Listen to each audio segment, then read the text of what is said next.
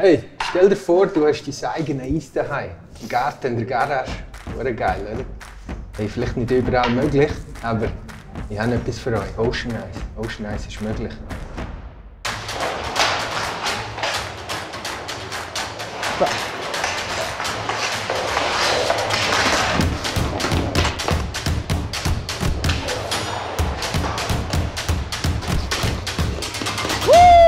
Green.Hockey! Yeah! Jetzt, die meisten kennen vielleicht so, weißt, Platten oder Syntheis, haben das auch schon im Keller, schiessen dort drauf. Was ist die Evolution jetzt da mit dieser neuen Unterlage? Wie haben wir das können, gewährleisten, dass wir möglichst viel von dieser Gleitfähigkeit eigentlich erhalten können? Ja, eigentlich sind das die Rollen- und Kugellager. Oder? Kugellager übernehmen eigentlich die Funktion vom Gleiten, also der Widerstand, den du mit einem normalen Blade hast. Also, wenn du mit so einem Blade irgendwie auf eine Synth-Eisfläche gehst, dann rutscht das nicht, dann reibt das. Du verlierst deine Körperkontrolle relativ schnell und bist die ganze Zeit so ein bisschen am Umgageln. Und es geht vorwärts, dann geht es nicht vorwärts. Du hast Mühe, zum kleine Bewegungen zu machen. Und mit den Rollen und dem Kugellager haben wir das eigentlich können umgehen. Mit den Blades sind wir schon weit, merke ich. Und wie sieht es so mit dem Untergrund aus? Mit dem Belag gibt es da auch verschiedene Härten, Weichen. Was haben ihr dort so entwickelt jetzt, mit dem OCEANICE? Das Neue ist eigentlich, dass man gleitet. Oder? Das Neue ist eigentlich, dass du ein ähnliches Körpergefühl hast wie auf dem richtigen Eis. Dass du, wenn du zuerst drauf stehst, denkst nicht gerade, es rutscht nicht oder es hakt oder es ist wie Sirup, es klebt. Oder?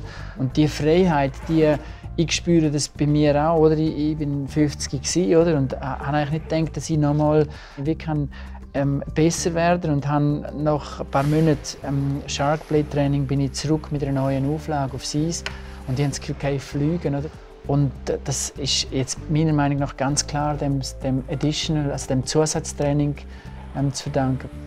Okay, ja, jetzt haben wir Blades, jetzt haben wir Surface, die parat sind. Und wie sieht es mit Böcken aus? Da haben wir auch verschiedene. Ja, wir sind zuerst mit einem ganz normalen Böck drauf, oder? Und haben dann gemerkt, der rutscht nicht, oder? Der hat wie keine Gleiteigenschaften gehabt. Der Gummi tut sich abnutzen. Meine Frau hat irgendwie plötzlich gesagt, hey, mach doch ein Inlay, oder irgendwie. Ein ganz einfaches Plastik-Inlay, also ein Kunststoff-Inlay und ein Gummi aussen dran.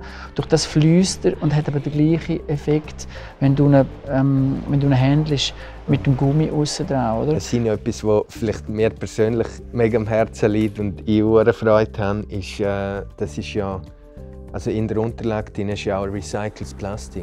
Kannst du vielleicht etwas dazu sagen? Ich finde das ja, ein riesen Value, das wir da machen.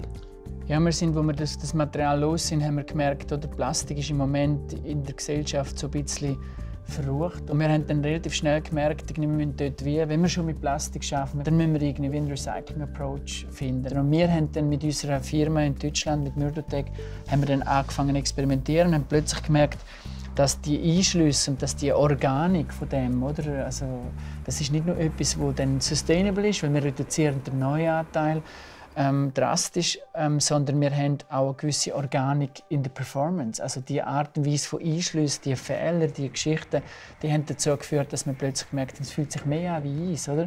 Weil du nicht mehr so eine perfekte 3D-Oberfläche hast, sondern du hast an gewissen Orten spielt ein bisschen, oder? Auf einem Eis ist auch nie alles gleich, oder? Wow, okay. Ja, mich inspiriert das mega, auch die Grundhaltung hinter dem Projekt und darum sind wir, glaube ich, auch voll an Bord und überzeugt, dass das die Zukunft wird sein. Cool, dann gehen wir gut testen. Ja, mega.